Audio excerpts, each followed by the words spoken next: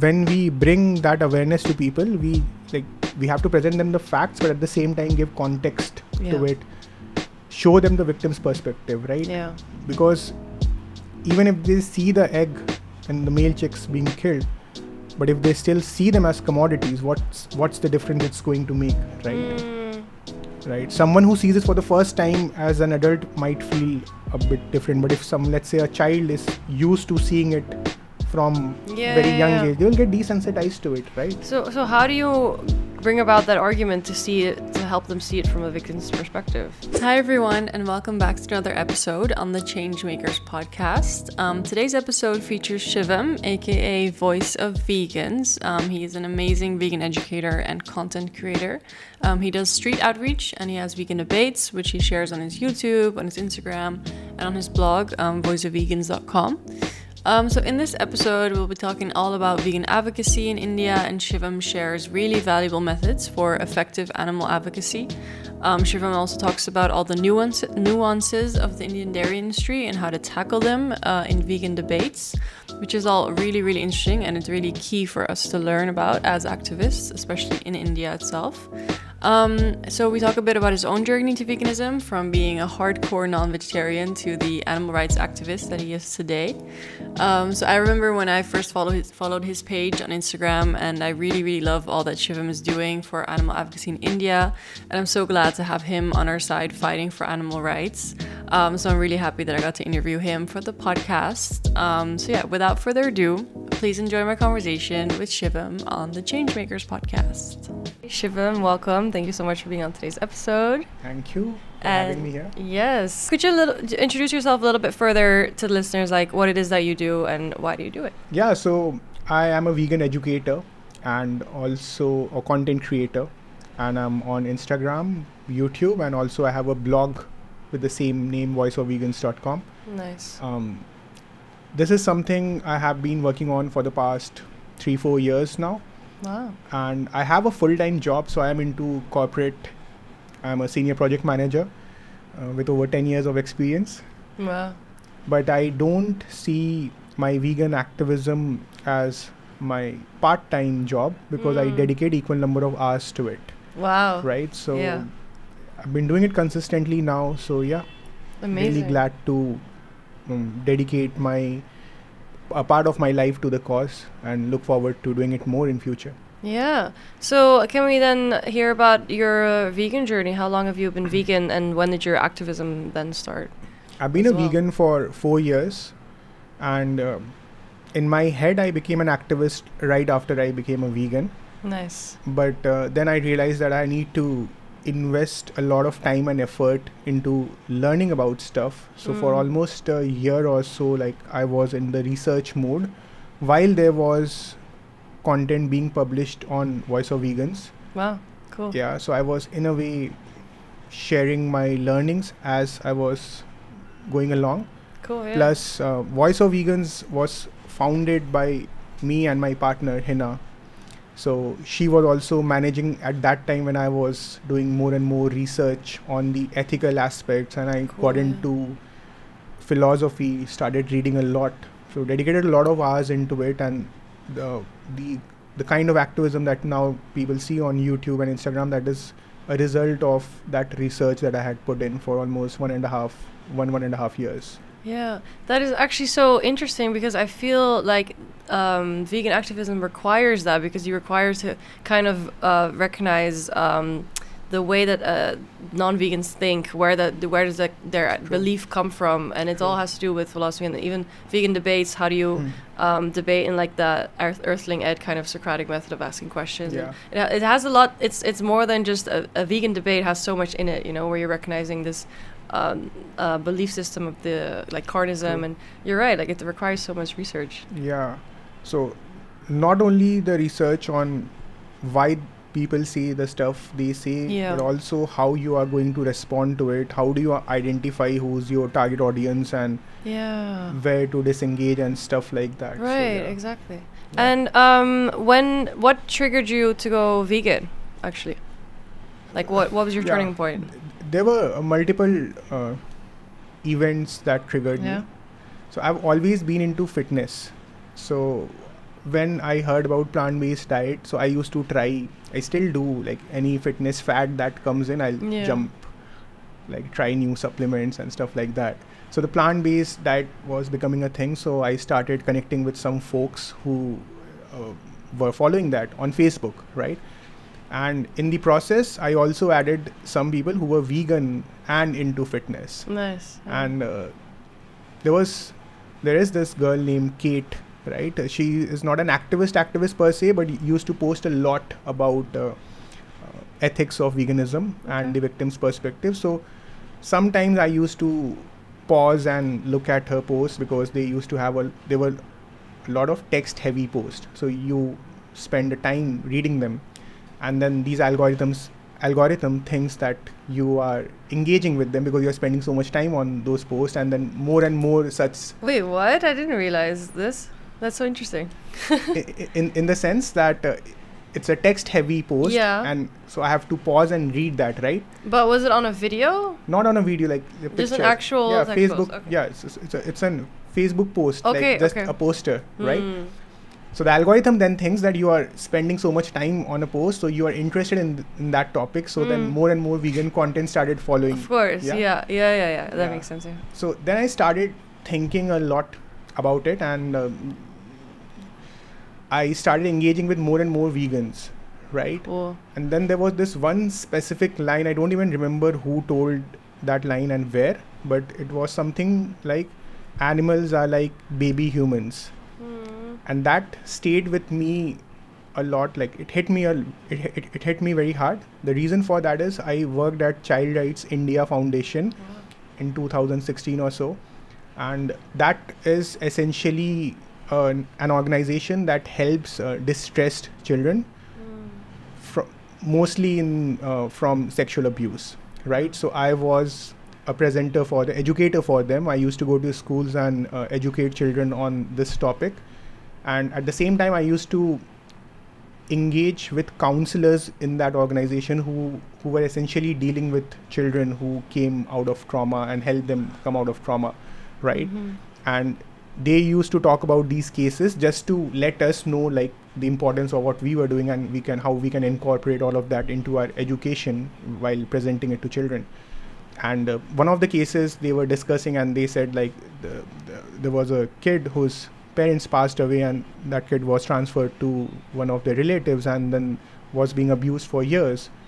And they said something that the counselor said something like, these children, if you think about it, they are dependent on human adults, right? If suddenly all the human adults decide that we will go and abuse children do not have the capacity to resist that, right? So there's that tacit agreement that we are going to take care of them in whatever capacity, as parents, as teachers, as mentors, right? So that stayed with me, that children are dependent on us, right? And then someone said that animals are like baby children, human babies, right? So that really hit me hard, and then I got into this thinking mode that I think of myself as a compassionate person, but at the same time my choices reflect something else entirely, right? Like I'm inflicting so much violence on these animals, and I come from a hardcore non-vegetarian background, right? My family and stuff. And that's when I started getting into things. I started doing more and more research and trying to come up with a legit argument to justify animal abuse, but couldn't come. So that's when I decided to go vegan. That's an amazing vegan journey story. Like that is just because it's so true that they I think there's a quote that says vegan because peace starts with how we treat the most vulnerable, and they are animals and babies and human babies, they're the most vulnerable. True. And that's when veganism comes in, because it means that we shouldn't exploit the vulnerable, we have to take care of the vulnerable. That's so amazing. So that was about 4 years ago. Do you have a vegan anniversary, like a specific day that you realized? No, actually, not really. It was kind of a 1 month phase how it happened. So you do have a 1 month vegan anniversary area. So, it happened in April and May 2019. So, like I said, I come from a hardcore non-vegetarian background. And I come from Bengali family, so Bengalis are known for consuming a lot of non-veg food, or animal flesh, to put it rightly. And then I come from a city called Lucknow in India, which is one of the food capitals of the nation. It's known for Mughlai cuisine, right? So like so much so that there are certain restaurants and establishments, they have been covered by Discovery and Nat Geo for their legacy of the dishes that they have been making for such a long time. So I was very fond of them. So when I decided I'll go vegan, at that time I was in Bangalore, but then I thought I'll be visiting Lucknow, so I'll go there, consume once. Like I was in that thought process. I went, I had for the one last time, and I didn't realize that even though like it was just my desire acting, but internally I had rejected it so much so that I puked that night. Right, and that's when I realized like the victim's perspective or the worldview has already shifted in me. I just acted because of my, let's say, carnal instincts that I have been doing. So that's when I quit animal flesh overnight, if you can put it that way. And then I came back to Bangalore and I had this whole tub of whey protein which I was consuming. That was the only thing that took me like 10-15 days to finish. But I couldn't finish that as well because I had already learned about the dairy part as well. So I was like forcing myself, but then I could realize that I'm not able to digest it because I always go through that thought process. So I threw that away as well. The mind and body connection is crazy. It wasn't, I was trying to force myself because of my investment in that whey protein. It's very costly. Of course. And then of course, like the whole habit of, or not just habit, but the pleasure of consuming food in Lucknow, the Mughlai cuisine. So I thought that one last time, like it will be like, but I couldn't take that. And was it how did you learn about the dairy industry? Because I feel like in India it might be, that's a whole different topic in India about dairy, and I feel like it's more hidden. I feel like it's the non-veg food is more like, yes, that's cruelty, so like to go vegetarian is like an easier step, or like not an easier step, but kind of to realize that there's cruelty. How did you find out about the dairy industry cruelty in India? No, so I was already in touch with some vegans. You said. So they were very clear in creating that demarcation between what vegetarian and vegan is. So I knew of that, and plus there were some short documentaries there on YouTube at that time as well. Now we have very elaborate documentaries like Maa Ka Doodh and The Land of Ahimsa, but that time also people talked about it. And so there was information out there, so I knew about it, like, and it made sense to me. So, amazing. And now here you are, you're spreading the vegan message online. So then when did you start doing actually what kind of forms of activism do you do mostly? Is it mostly your street outreach that you do, and how often do you do that? So mostly I do educational activism, and ideally I would prefer to go to universities and colleges to talk to students. Lectures, I have done that. It's just that as an individual sometimes it's difficult to get the logistics sorted, in the sense to get permissions in those universities and colleges. Nice. So the alternative is, which is very easy, is to go on street and talk to people, have a meaningful conversation with them. So street activism is something which I have been doing for 3 years, more or less on a consistent basis. Almost every weekend, like, so that has been there, right? And then I have also started doing sessions in colleges. I recently did one elaborate session at Goa University, and there are certain other sessions lined up in future. So amazing. How has that experience been, doing it in like a lecture style? And is that do you get the same arguments back from the students as you would on the street, or does it differ? No, I think it's very similar in nature. And I was expecting students to be more rebellious, but for some reason, as the experience that I've had so far, they are very calm. Maybe because their teachers are also present, so they don't go all out asking any sort of questions, right? So, or maybe you present, maybe because it's a lecture, you have all your information with you. You have maybe some videos or whatever. Like you have maybe that's more. They get more education about it, and then they can become more aware. Whereas maybe on the street, they're just. You're presenting them with an idea that they've never thought of, kind of, right? That can also be the case. So students do ask questions. If they don't ask questions, then I feel that I've not done a good job. Because my USP that I think is that I ask the right questions and make people think.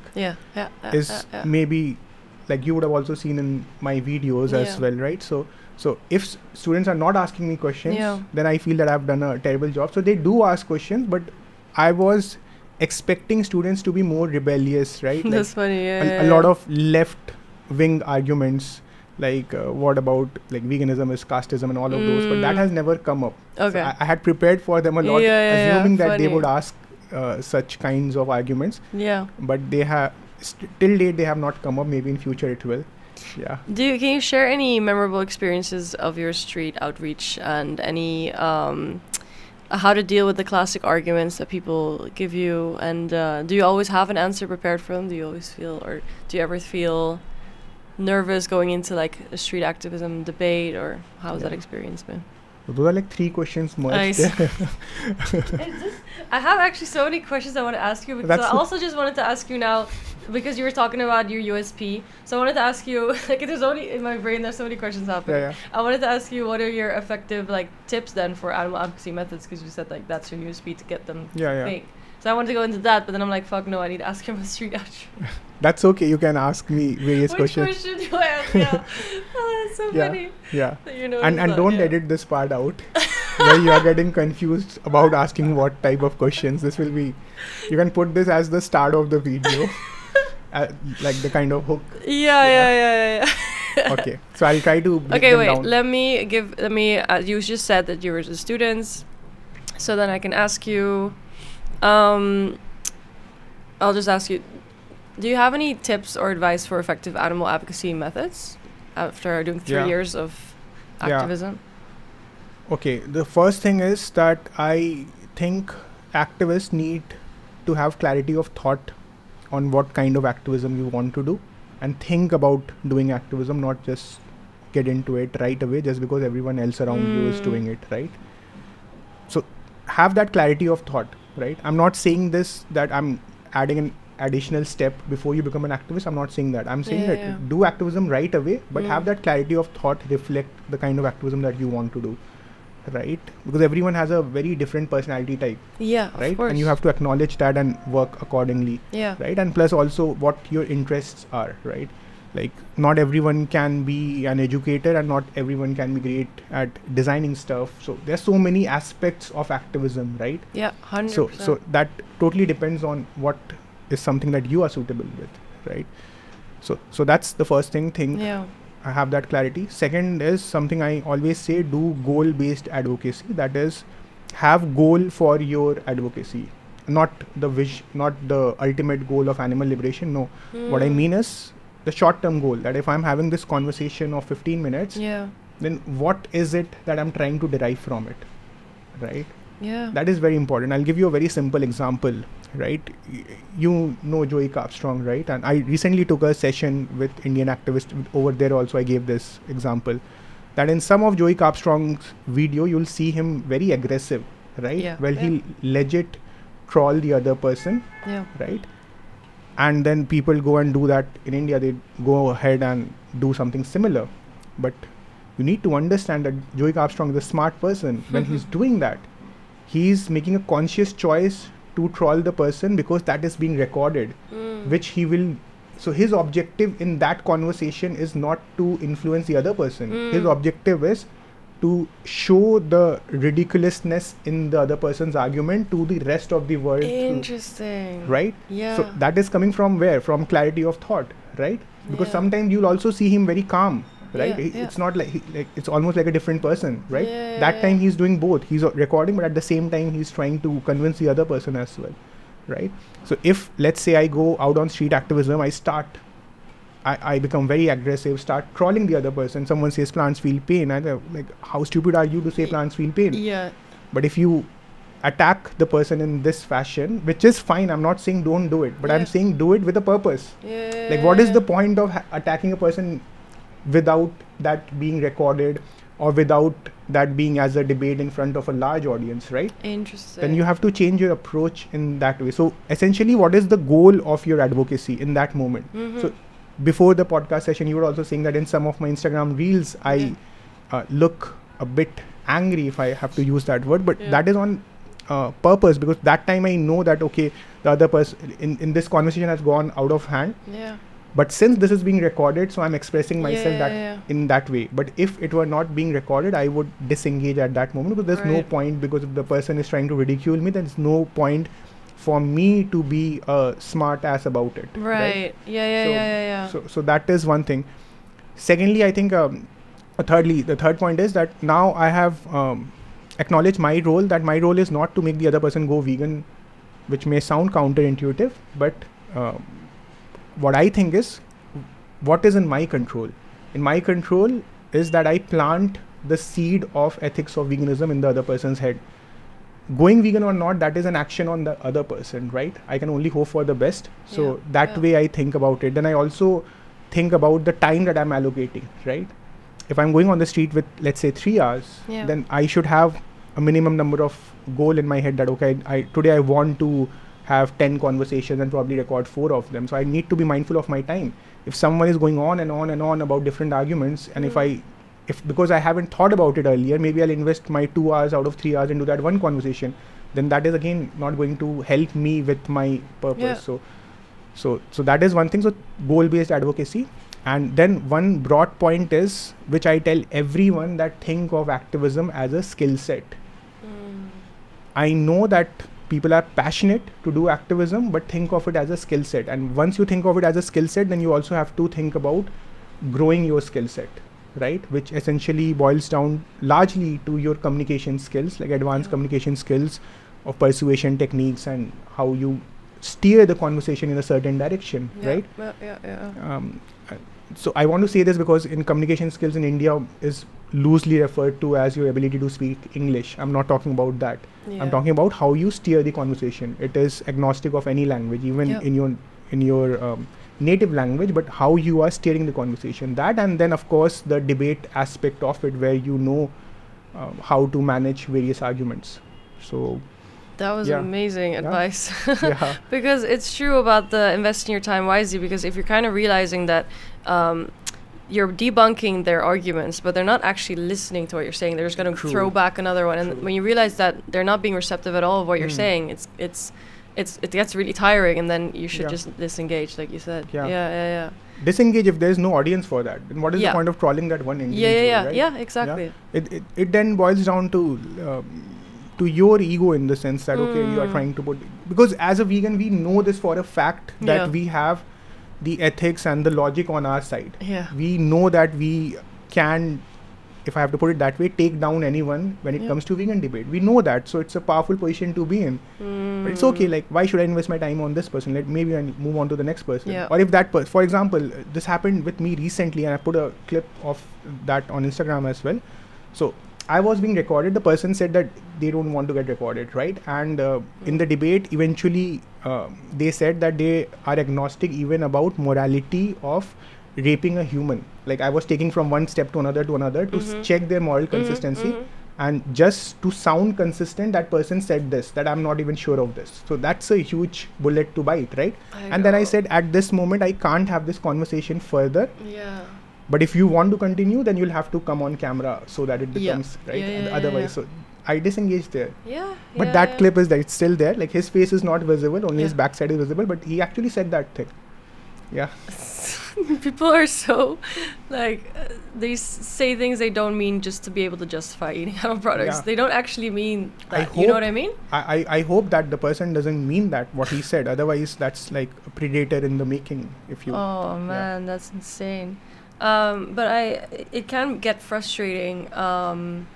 And even if you do just activism in your daily life without the camera, where you're just talking to someone about veganism and stuff, like, it can get like, if you're like you said, you have to realize that you're there to plant the seed, because it can be really frustrating if you're trying, like, in your head you're like animal liberation, you're talking to someone who's just saying stuff like food chain, and it's just, you're not getting through to them, and it can feel kind of emotionally draining as well, because you're like, I'm speaking up for, like, I have the animal suffering in my head when I'm talking about veganism, and that can get really emotionally draining if I'm realizing that whoever I'm talking to just wants to support animal abuse, but we kind of have to put those emotions aside and be like, no, I'm just trying to plant the seed, and you know, and tell them about something that they haven't thought about before, and kind of go with think of it in that way, because otherwise it can get really frustrating. True. You know? Yeah. How do you deal with that mentally draining side of activism? I think one, it comes with acknowledgement and humility that no one has that much of influence to convince someone in one Fair. conversation, Yeah. right? It would be, if I'm getting drained because that one person did not become vegan because of my one conversation, while of course it is frustrating, but at the same time I have to be humble enough to acknowledge that I'm not someone Yeah. in one conversation that person will go vegan, and it never happens. I know a lot of people will say that that one speech from this person or Yeah. Gary Yourofsky and that Gary impacted. It's always a series of small events, right? Yeah. That happens. So now I've acknowledged that is one thing. Secondly, within the Bangalore activism community, we have also thought about this, that we are having one conversation and then we need to get that person on a vegan ecosystem. So what we do is we ask that person to follow multiple vegan accounts. We request them to do that, so that what I did was the first step. Next day or a week from now, that person can talk to a Farah, and then you will say something which will add on to what I did. And then Right. some other day he or she will watch a video from, let's say, Arvind, and then that will stick, and then Yeah. that is how it becomes, right? Yeah. So it builds on. So that's why I said that if we think that our goal is to make this person go vegan on the spot, then we are aiming for something which is For failure. failure, right? Yeah, essentially. Instead, talk in a way where our aim is just to plant the seed of Yeah. veganism and then Amazing. hope that person goes from there. Yeah. Yeah, but that planting of seed, and that's where like that skill set has to be there to ensure that what you are saying is absorbed by the other person, Right. and it's not just an altercation which is becoming to and fro, Yeah. right? Because more often than not, debates are not good faith arguments, right? They are only a handful of people will have the intellectual integrity to have a good faith debate, right? Otherwise it becomes a question, it becomes an emotional discussion more than a logical discussion where they feel they are being attacked. So instead of that, Yeah. the skill set is where you plant the message without diluting it, like assertive communication, and at the same time ensure that the other person absorbs it, Yeah. right? That's And then important. just hope that the person will get the right information further, right? And Nice. that happens. So earlier you asked me if there's a good example for that. So I'll share one example. So we were doing activism in one of the newer locations in Bangalore, and there was this girl who stopped by, who said that she has been following me, and she appreciated our work, and she's all in for animal rights, but she was not a vegan because she thought it's like some distant concept. But then she suddenly met me and all of us there, and she Yeah. was like, okay, this is this real, that these people are doing it right in front of me, Yeah. right? And then few weeks later we had a march, a Satyagraha walk on 2nd of October. She joined that. She walked for 15 kilometers with us during that. At that time also she was a transitioning vegan, but a person who's invested so much, I'm almost certain that she will become a vegan, 100%. Yeah. Yeah. That's amazing. So coming on that topic of that girl who then like met all of you guys and realized there's a real vegan community, how is it for you? Like, you know, I mean, we're all vegans in a non-vegan world, and it can be really isolating. How do you deal with that side of it? Do you have any like vegan family and friends? So yeah, so my partner is vegan, so that is really helpful that That's way. great. And she's also very vocal. She's an activist, so she handles. Amazing. She's also into handling of strategic aspect of Voice of Vegans. So that way, it's really helpful. And then we have a very big vegan community in Bangalore, and we are a very close group friend. Like within that, also there are pockets of people who are like close group friends. So Yeah. eventually, I have my circle within the vegan community only, Amazing. right? Yeah. And the reason for that is where the origin of the question is, that how difficult it is to be in a non-vegan world. It is difficult. Like after a certain point in time, it becomes really difficult, right? I agree. So when you go out on outings, so even though people know that you are vegan, they will your non-vegan friends can respect you for being a vegan, and allow you to have your separate thing, but on the same table. So, and especially once you become an activist, right, then you see, like, your mind doesn't function in a way like how it should in a social gathering, in a fun and frolic way, right? 100%. It's always like, it's right in there in front of you, and this is you're Yeah. fighting for, like, how can I cherish this moment being with them? So that is there. And again, this, and just to let me put it out there, because there has been a lot of controversy about what I'm saying this in India, because there's this whole food politics caste thing where people from underprivileged caste have been oppressed basis their food choices, and food politics is seen as something like it's a caste divide, right? So when I say that I can't share the table, it's not a discrimination against the person for that in that moment, but more so because I see the real victim on the table, right? So that's the thought process behind it. And eventually I stopped going out in non-vegan social setups. Fair. Right?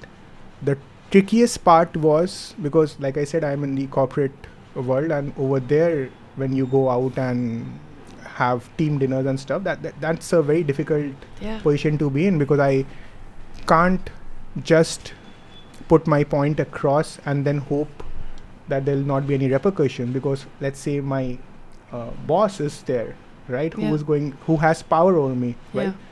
So that was a tricky situation, which is sometimes difficult to deal with. So either I try to avoid that, or ensure that we are going to a place where there's buffet and you can go to one corner and quickly consume, or something of that sort, right? So I feel you. I find it hard as well to be close friends with like non-vegans nowadays. I just feel like there's a bit of a disconnect there. So I know what you mean. And unfortunately, like, arguing about veganism with people who you're close, like, obviously I have friends from before I was vegan, right? So then to go into vegan debate with them, it can hurt the friendships. It's kind of better to not, and just be hopefully maybe you're the example for them that inspires them or something. Because sometimes it can like ruin the friendship, but then it's also like, I do want the people who are closest to me to know, like, have the same view as me about the animals and care about the same issues I care about. So I know what you mean. But I guess the advice there is just for people to find a vegan community to support absolutely them. Find a vegan community.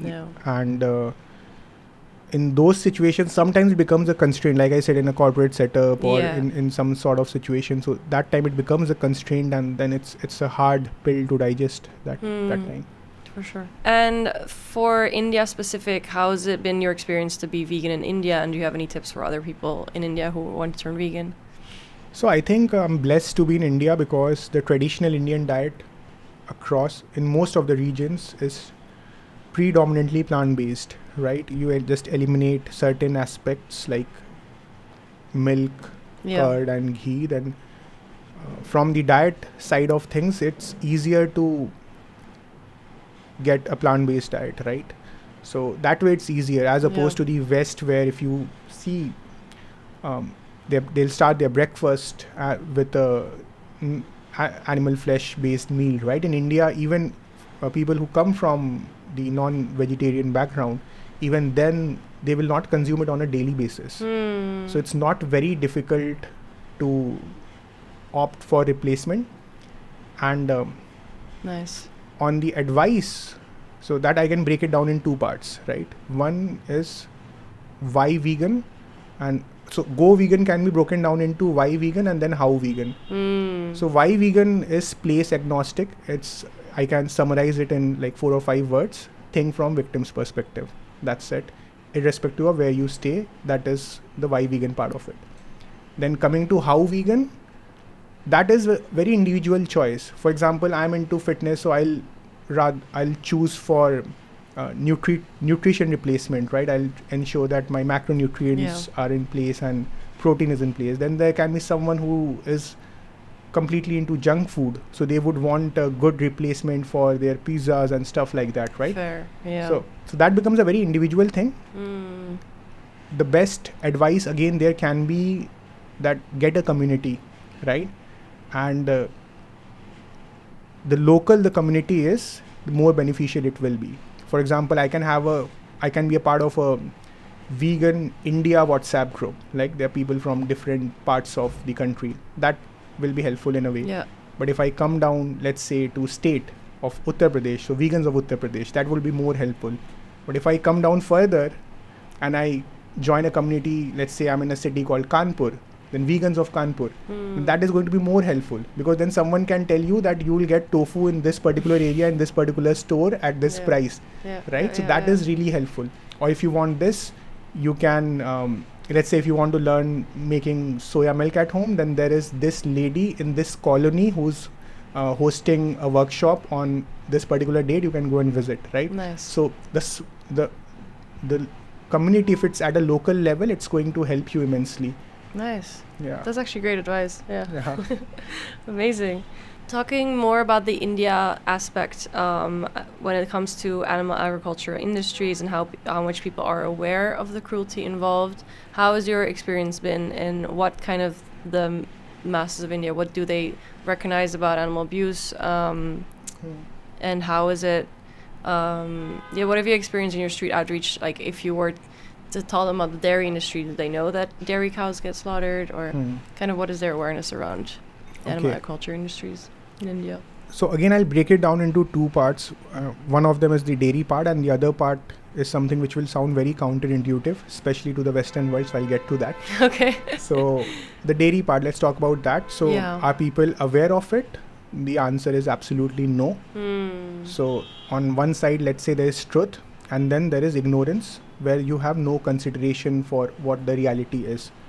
Had that been the case, like people were just ignorant, then our job would have still been easier to tell them the truth. Right. But India, it's more complicated. People are further away. That is, they are not just ignorant, but they are also fed stories that cows are, like dairy animals are well treated, predominantly cows. So there's a story which is completely the opposite of the truth, right? So it's not just ignorance. There's a story there. And that becomes more complicated because that is not a regular story. It is coming from a place of religion. So there's an identity associated with it, right? So if I am telling the truth, then it's not just the absorption of what I'm saying, but also an attack on what they believe in and also on their identity. So it is very, very tricky to talk about dairy in India, especially with people who are very religious in nature, Hindu population who are very religious in nature, because that suddenly breaks their worldview, right? Yeah. And that story is not something which has been perpetuated by the dairy industry. That was there as a part of our religious practices, and maybe in years, hundreds or thousands of years back, maybe that was the case, that there was a very symbiotic relationship. I don't know what the reality was at that time, but today it's very hard for people to acknowledge the fact that dairy animals are so abused. And there are so many layers to it, like how they are made pregnant, artificial insemination. Nobody knows about it. And the industry and the government is not even trying to hide it. It is something which is published in the animal husbandry report, which is circulated by the government. Wow. Right? So it is not something they are hiding. Right? So it's there, but people don't know about it because not something which is talked on in mainstream. Right? So it's never discussed, right? People just go with the assumption that they are like our mother, because in India we say that Gau Mata, which translates to cow is our mother, right? So people think that they are well treated. They don't know about artificial insemination. People are shocked to know when I tell them that India happens to be one of the largest beef and leather exporters in the world, right? Yeah. So when you tell them about dairy industry, the first reaction is that this is some sort of Western propaganda. That's hilarious. Right? Yeah. That dairy is embedded in our culture. It's a strong part of our economy, and this is like a Western propaganda to weaken all of this. So that is how it is absorbed by people. So you have to navigate it in a way with a lot of finesse to give them that information. But it's true. I post about the Western dairy industry often, and I have people from India comments saying this doesn't happen in India. So in that also there is nuance to it. So what is happening in some of the Western countries is that they have created the production in a very advanced manner, production of milk in a very advanced manner. So that is not happening in India at a large scale. Only few dairy farmers are doing it. Dairy farms are doing it, right? Where they apply machines, right? That is not happening in India. So hence it becomes easier for people to consume into that narrative that this is a Western propaganda, that over there machines are used and hence that's the abuse. In India, it's not happening. We are still doing it in our own traditional way. So that is true actually. But in that traditional way also, there are layers of abuse which is happening, right? There are layers of rights violation which is happening. The milk is for the baby. We are snatching it, right? They are subjected to continuous cycles of pregnancy right from the age when they hit puberty, which is around the age of 1.5 or 2 years old, right? And then they are subjected to continuous cycles of pregnancy. And then the calves are separated from their mothers. The male calves are sent to the beef and the leather industry. The mothers who are incapable of giving milk, who the industry term is when they retire, they are also sent to the slaughterhouses, right? There's another nuance to it, that in India we have institutions which are called gaushalas. Gaushalas is essentially, gau means again cow, and shala means shelter. So cow shelter.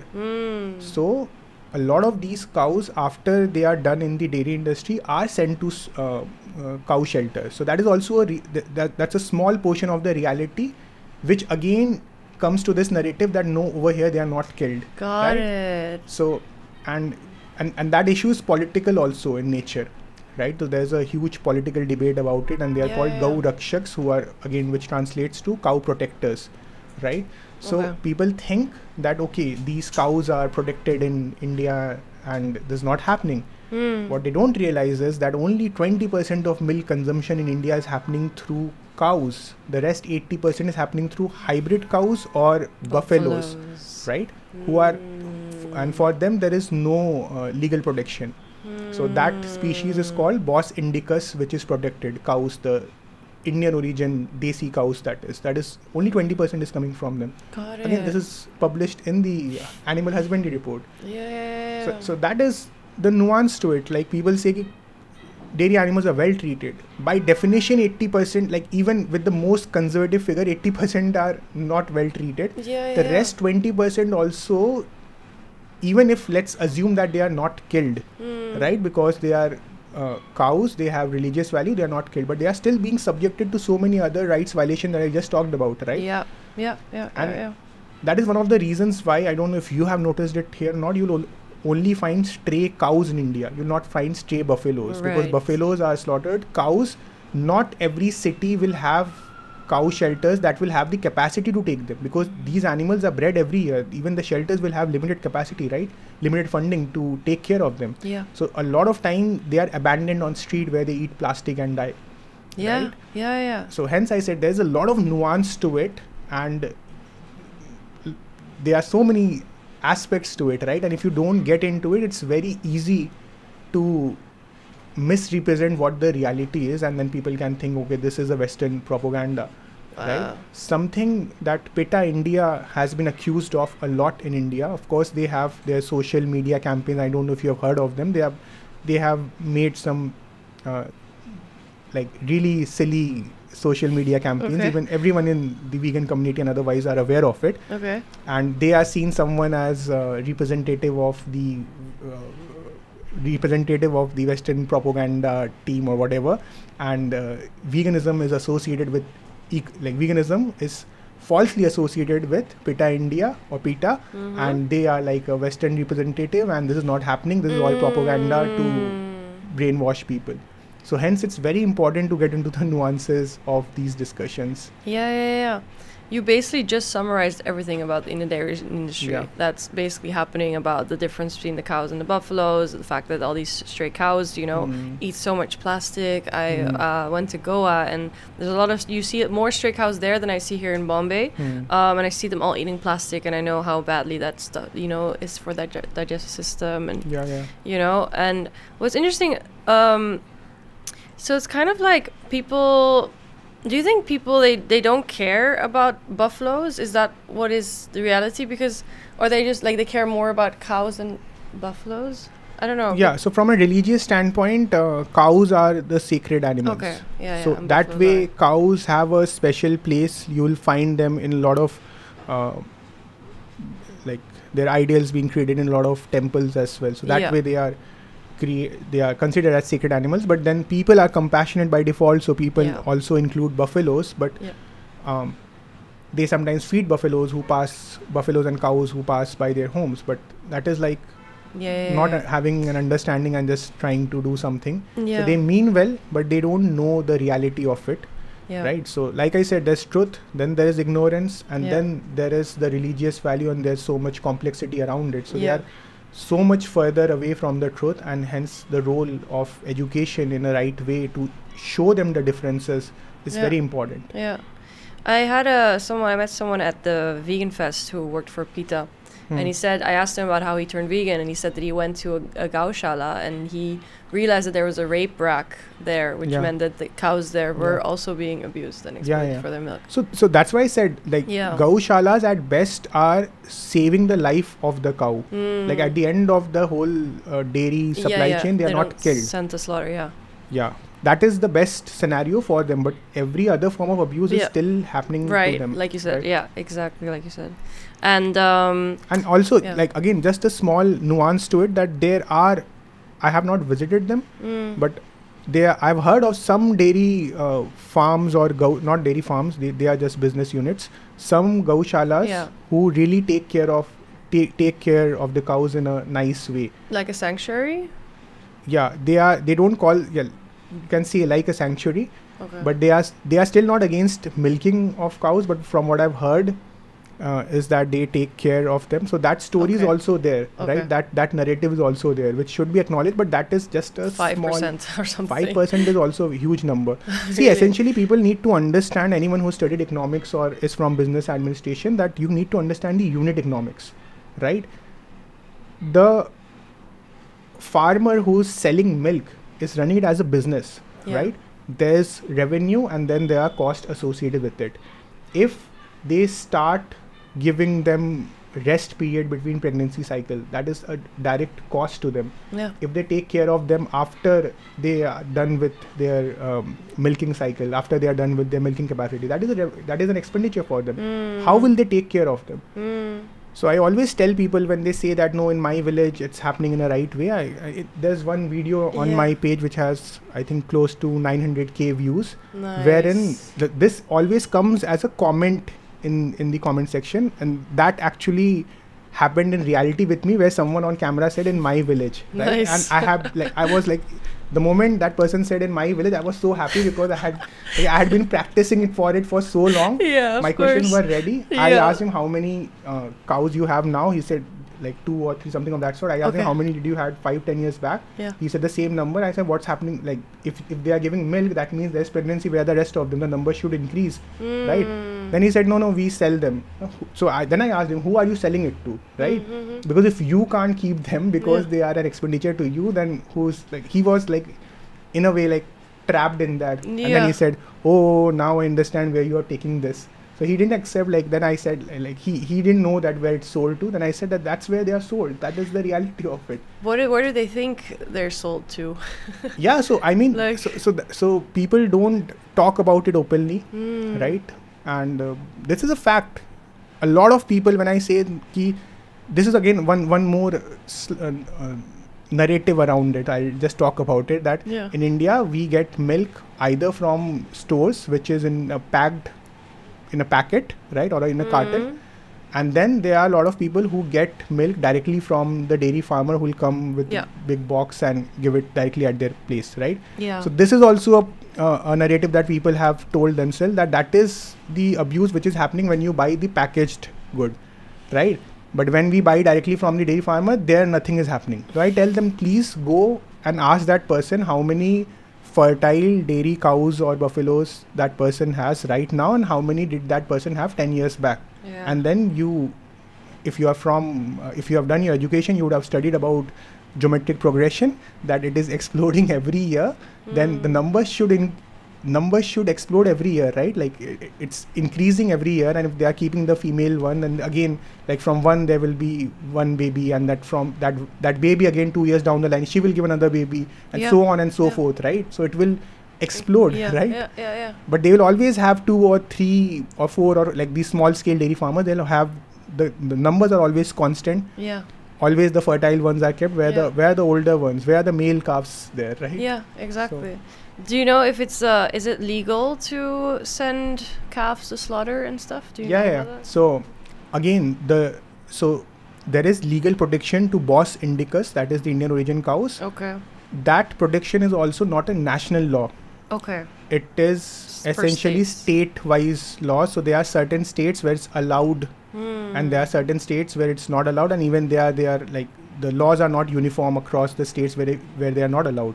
So in some cases, they can be euthanized. Like that is one of the ways that is taken. So they take a certificate from the vet that the cow is sick, so now we can euthanize, right? Okay. So that is like a backdoor method to euthanize, just like the way cats and dogs are euthanized. Okay. So that way.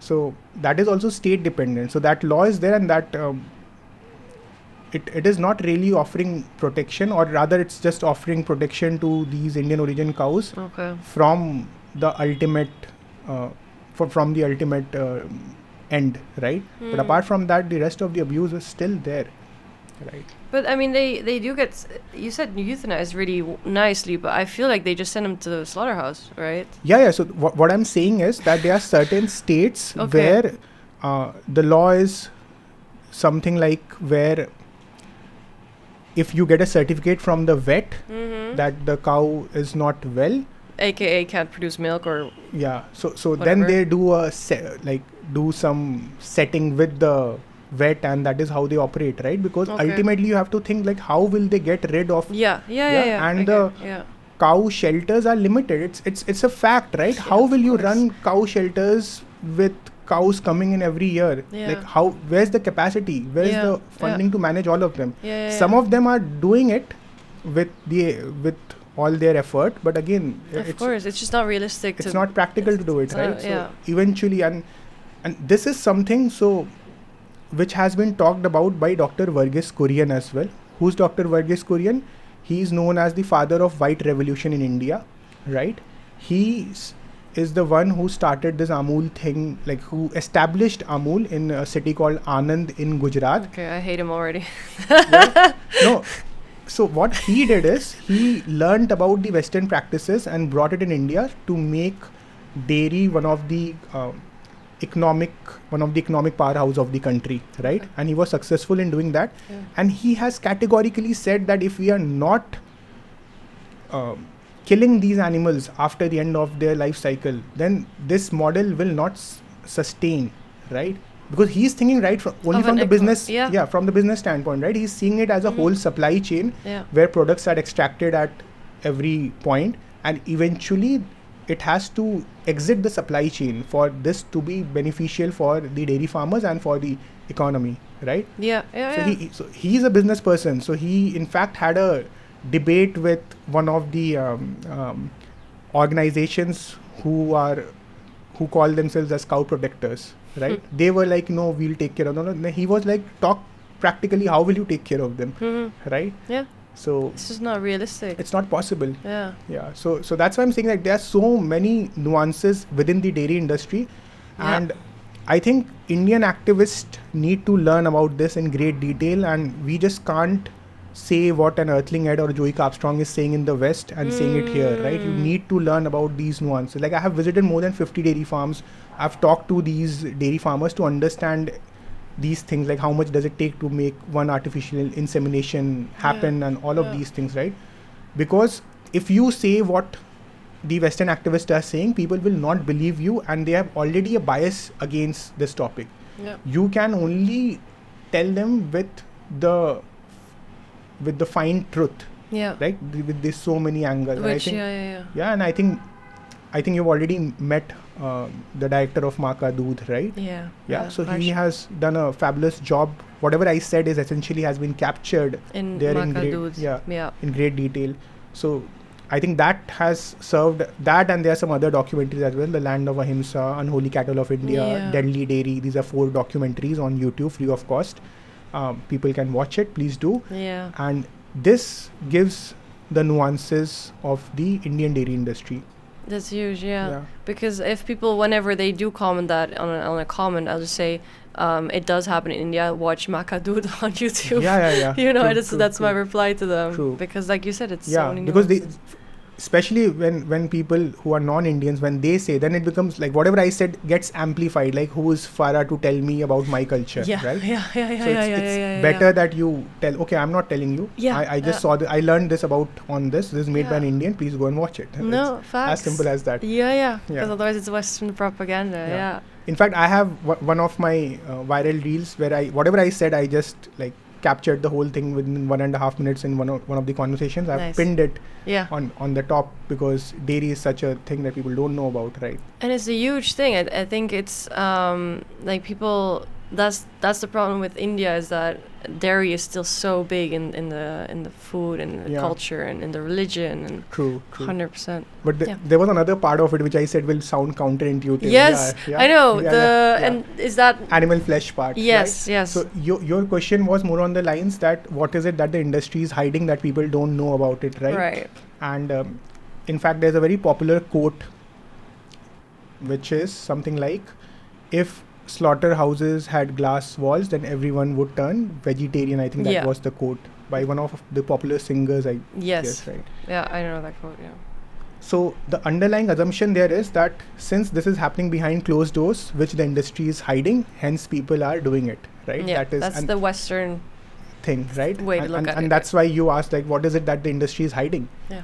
In India, we have open slaughterhouses, like all these animals, like hens and goats, they are killed in the open. I see them. Yeah. Like, you'll be shocked to know. I'll ask you, can you guess the age when I visited a slaughterhouse for the first time? With like school or something? Yeah, I was around 8 or 9 years old when I first visited. By the time I was 13 years old, I used to go to slaughterhouses without my parents to get animal flesh. Was this like they actually planned? No. It's just it's like going to a store and buying a normal stuff. Like, father's going, I'm sitting with him. We'll buy this, and then we'll buy some chicken and So, and it's because we have open slaughterhouses. Like, it's like a regular store in anywhere you'll go. You'll find a regular store where they are selling these animals, like right? live animals. Live animals who are kept in cages, and then they'll be killed in front of you, and they'll be given like that. So you were 8, 9 when you saw animal being killed. Exactly. So I disagree with that quote and with that concept, because it's not that people are not exposed to it, but if you expose them without giving them context or without talking about them from a place of empathy, then people will get desensitized to it. Yeah. Right? Imagine if every slaughterhouse has, like, if they start keeping a wall, and then people will just pass by it every day without context, without having, like, without seeing it from a place of empathy, then they'll get desensitized to it. Right? So in India, no one needs to hide it. The industry doesn't need to hide it anyway, right? Because it's already there in the open. Yeah. Right? So, like, a dominion works not because it is telling you the truth. It is giving you a perspective. Like, it's not giving you facts, right?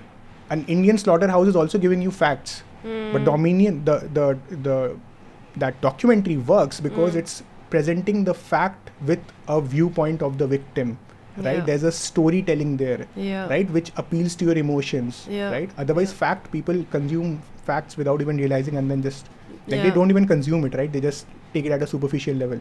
Because of the speciesism, where they see that animal as, like, that animal is it's a commodity. Exactly. So, and hence I said, like, industries, especially in India, they don't have to do anything to hide stuff. Right. Of course, there are certain parts of it, like they will brand it in a way where they show happy chickens and stuff. But what about, like, coming to that, like, the dairy farm? I visited a buffalo dairy farm recently. That was really intense for me to see. Where? Them in Are Milk Colony. Okay. Yeah. Mumbai. Yeah.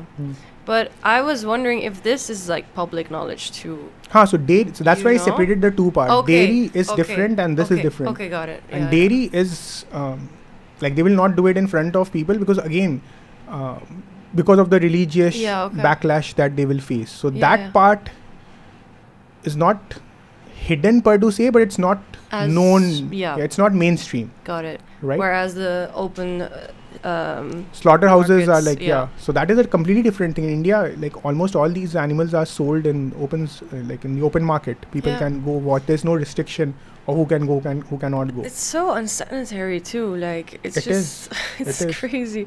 I've seen them when I was in the rickshaw, and I see these goats tied up. I see these chickens in these cages, and it's so intense to see that. I've not seen them being slaughtered. I don't know. Do they take them behind to slaughter and then bring them back? Or some slaughterhouses take them behind, but in smaller cities they will do it right in front of it. They don't have that much space. Yeah, I think I've seen a YouTube video. Yeah.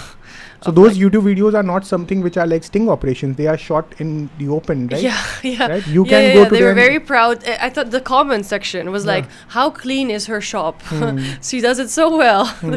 The killing of the chicken. I was like, great comment section. Yeah. No, exactly. So whereas a dairy farm, it was we had to pretend we had to be sneaky with our filming and etc. Coming on to one more thing I want to talk about the dairy industry is that I met a girl at the Vegan Fest who told me she turned vegan after her school. She's in the veterinary clinic. She's a veterinary student, sorry. And her school brought her to a buffalo. I think it was a slaughterhouse that she had to go to. Basically, they were instructed to examine whether the buffalo was pregnant or not before being sent to slaughter. And then they were instructed that if they were pregnant, to not inform the slaughterhouse or I don't know, like to not. Have you heard about this? No, not really. Okay. Yeah, but I'm confident that there would be a lot of these practices which is happening, which is not known to a lot of folks, right? The egg industry, for that matter, people are completely unaware of what's happening in the egg industry. In fact, so much so that in India the eggs are called vegetarians are fine consuming eggs because they think it's not it's not animal flesh or not coming from cruelty, right? Without knowing the whole supply chain, that the male chicks are killed, female chicks, they are again subjected to so many cycles of pregnancy, and they are trapped in cages all their life, and all of this is not known to people. I think even the egg farms, there are still battery cages in India, right? For egg farms. In the big ones. And then the people aren't aware, just like in the Western, they're not aware of what happens to male chicks being grounded up alive. I think, does the same thing happen here in the same type of way? Do you know the industry practices? So exactly. So there are like the three most popular ways to kill the male chicks is either they are grounded alive, they are suffocated in plastic bags, or they are drowned in water, right? So that happens the same in India as in the West. So that is happening, and people are not aware of it. But again, I feel when we bring that awareness to people, we have to present them the facts, but at the same time give context to it, show them the victim's perspective, right? Because even if they see the egg and the male chicks being killed, but if they still see them as commodities, what's the difference it's going to make, right? Right. Someone who sees it for the first time as an adult might feel a bit different, but if let's say a child is used to seeing it from very young age, they will get desensitized to it, right? So how do you bring about that argument to see it, to help them see it from a victim's perspective? Like, what do you say? Like, I had someone comment about it was a Western dairy industry thing, and then someone replied, and it was just like, actually it was just a standard practice where these cows were being milked in like a rotary thing where they walk on. So this guy's like, I don't see anything wrong with this. And then I wrote back, I was like, imagine if you were in the place with a cow, would you want this to be happening to you? And then he wrote some stupid ass reply where he was like, I can't wait to be sucked off for my work, or for like to be, I don't know, whatever, just really nasty reply. But then I thought, was it a smart thing for me to say, what if you were the cow, would you want this to be done to you? I didn't know if that was good advocacy from my side to reply that. But is that the way to make people see it from the fixed perspective. Yeah, so that was in the comment section, right? So comment section it becomes a different ball game altogether. The trolls, and there's no accountability of what people are saying. Half of these accounts, more than half of these accounts are anonymous accounts. People are saying random stuff. So that's why I don't invest too much of my time. If I find something very funny, I'll take a screenshot and make a story or a post out of it. Yeah, that's right? true. Like this is like, for example, what this other person said. If I were in your place, I would definitely take a screenshot and make a post out of it. Yeah. Right? Fair. So. Yeah. But do you say that to make them, like, what's the argument to make them see it from the victim perspective? Like, what do you say? So it is essentially, like, it begins with Socratic method of questioning, like asking them, okay, so do you think this is wrong? Do you think this is wrong? The objective is to let them arrive at a position where they think that this is wrong, right? Yeah. And eventually it will come to, sometimes people will be dishonest or they'll not accept it, and eventually it will come to an analogy with a human being, right? I generally reserve that as a last method, because sometimes that can get triggering for some folks. So I generally don't do that unless the other person is being completely dishonest, like this one. Like if you ask them, like, don't you think that this is a video of artificial insemination? Don't you think that this cow is in pain? Do you think that this is something that the cow is enjoying or the buffalo is enjoying? If the person says something like this, okay, I think so, and then again that's when I'll come to the human analogy part. Nice. Eventually it has to come. And I don't see anything wrong with it to compare human victims and animal victims. The only thing is that it has to be done with a bit of sensitivity towards the other person. For example, this actually happened, I'm saying this as a real case, that there was one of these posters where someone said dairy is, if you consume pizza, you are contributing to rape or something, or you're contributing to sexual abuse. It's a common thing. Meat is murder, dairy is rape. So we had a poster like that, and there was this girl who approached the person who was holding the poster, said that this is very triggering for me, I'm a victim of sexual abuse, right? Now, there it becomes the skill of the person who's talking, right? That how do you navigate that? Right? So hence I'm saying that human analogy needs it. There's nothing wrong with comparing animal victims and human victims, but that needs to be done with some maturity and sensitivity, so that if you end up hurting the other person without understanding their background, so I'm not saying because I have some sort of sentiments towards the person, right? I'm just saying that if you do that, then that person will not absorb any further message from that point onwards, right? Then it's all about that. For that person, it's all about that this activist has hurt me. Now I'm thinking, like, how can I get back to him, right? The message is all lost after that point. But that is so interesting, because as animal activists, we do equal meat to murder and dairy to rape, but a lot of non-vegans, they don't see animals and humans on the same level, and they don't equate those two. And I made the same mistake once, where I had a vegan debate, and I realized after I talked to my brother about it. He's like, you should only be asking questions, not saying things, because I think I was saying a lot in the debate and I wasn't asking enough questions. So he was like, no, like, because I realized I was saying something like, don't you think that's like rape? And like that was me more saying it than like asking a question. I was probably just saying like that's the same as rape or something like that, right? And then they got like super like, no, you can't compare that to rape. That's like people are rapists or psychopaths, like, you know. And then they got really upset with me mentioning rape, and that's when I realized that I took a jump too big, like, and in the, you know, like you said, that's the right thing to say. That you made that big jump instead of building that thing up. And then they got really like, that was too big of a jump for them. So I relate exactly to what you're saying. Yeah, so that comes, I think, with a lot of practice. It will come, because eventually, see, even as activists, when we learn about stuff, we are so eager to say and present the animal's point of view, right? But we sometimes forget that there's the person who we are talking to who's a critical stakeholder in this discussion, because that's the person we want to change, right? So we have to understand their point of view. Again, this is not to say that we are diluting our message, which I said earlier, right? Our message is as sharp as it has to be, right? But we have to be assertive in our approach and ensure that whatever we are saying is received by the person. In my opinion, it's a flaw of an activist or the person who's saying it, the communicator, that if I am telling X to you, and if you are receiving it as Y, then it is my fault. not your fault. It's my responsibility that if I'm saying X, you should understand X, not Y. Nice. Right? So yeah. Wow. Well, this has been amazing, and I think we're going. What time? Yeah, like I feel like we should probably That's okay. I'll wrap this up because. But it's been really amazing. Yeah. You when you upload it, you do it at 1.5x. I generally speak slow, so I upload. No, you speak good pace. All right, so coming from that all to you, then what is next for you, and what are your future projects and plans, or what are you working on now, or what's your future projects plans? Yeah, so I don't have a crystallized plan, but at a broad level, I want to dedicate more time to this. So eventually there will be a time when I'll be doing this full time. I still haven't figured the financials of it because so as of now I have certain liabilities, financial liabilities, like I have to take care of my parents and stuff. So I am not in a position to do this full time, but eventually there will be a time. So I'm still trying to figure that out. Yeah, so I mean, I think activists can get funded.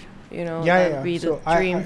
Yeah. So, like, I have been approached by some organization, but I still don't know the sustainability part of it. So, as of now, I'm trying to optimize my life between the two of them. I also tried seeking jobs in organizations which work for animal rights, but then I felt that over there also, like, I'll not be in a position to express myself like how I'm doing it right now, because I have to get fit into their culture and stuff. So plus, like I said, if I go there, I'll start as a fresher, as in someone who's starting right away. Right now, like in the corporate world, I'm in almost at a mid leadership position, right? So then that mismatch is also there. So that's when I decided I'll not get into like the vegan organization. Rather, I would work as an individual. So yeah, so that is the plan for now. I think I'll try to grow as much as possible with this model. But eventually, yes, I will start working full time on this. Yeah, amazing. So you're launching your podcast as well? Right? Oh yeah, so I'm not sure if I should call that podcast, but I have no idea how to upload it on. I'll take tips from you how to upload on Spotify and Very stuff. simple, yeah. Yeah, but so essentially so this idea came because there were certain vegan brands who tried reaching out to us, saying to promote their product, right? Once our Instagram started growing, and plus it has a good engagement that way, right? Yeah, so, definitely. So they started reaching out to us to promote their product, and then we took a conscious call that we'll not promote products, but at the same time we wanted to help these vegan entrepreneurs and their establishment. So that's when we decided that we'll not promote the product, but rather the entrepreneur and their story. Like, so we are doing podcasts with a lot of vegan, not only entrepreneurs, but even change makers, like who are working in certain directions. Yeah. So that is something, like, we have shot 2 episodes so far. We haven't uploaded anything yet. But once we have like 4 or 5 of them, that's when we'll start uploading that. So that's like a deep connect with these entrepreneurs and understanding their view, and a very candid discussion, right? Yeah. Like, one of the entrepreneurs is a plant-based founder. I told him, like, as an activist, I tell people not to drink plant-based milk because it's priced at so much point. Like, what are you going to do about it? Like, something like very real like that. Yeah, nice. Because it's good because people use that as an argument against veganism to be like, cow's milk is this price and almond milk is this price. Yeah. True. Amazing. Do you have one final message that you'd like to leave with our listeners today? Okay. So 2 messages. One, please, for your pre-vegan audience. Yeah. Please go vegan and think from the victim's perspective. So that's for them. Yeah. And for the vegans, please be more active for the animals, right? Go out and tell your story why you went vegan. I'm sure that has the potential to inspire many others who come from similar background, right? So that's the very least that we can do. Yeah. Right. In the way that I think what you said earlier about in the way that is what is their skill, and then use their skill for advocacy. Yeah.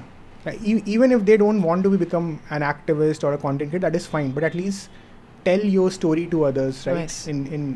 Through any medium, right? Through conversations or on social media, whatever. Yeah. Right? It will inspire so many people. Like I said, like in my case, like the first triggering point was not a Gary Yourofsky, not an Earthling Ed, not an Arvind animal rights activist. It was just a regular person like me who posted about it on her Facebook page, personal Facebook page, right? And that managed to start the whole process for me, and today I'm here with you. Amazing. That was so beautiful. Thank you for all that you do and your advocacy work. And I'm sure you have already a great impact, and you're going to have an even bigger impact for the animals. So thank you so much. Thank you so much for having me. It was really nice having this conversation. Yeah. For real. Yeah. And thank you to all the listeners for joining in today's episode, and we'll see you in the next one. Bye. Bye-bye. Thank you so much for tuning in to the Changemakers podcast. My name is farahamberh, and I hope that you enjoyed the episode. If you did, it would really mean the world to me if you could rate the podcast, and also remember to follow the podcast to stay updated on new episodes. Thank you so much for tuning in today, and I will see you in the next one. Bye.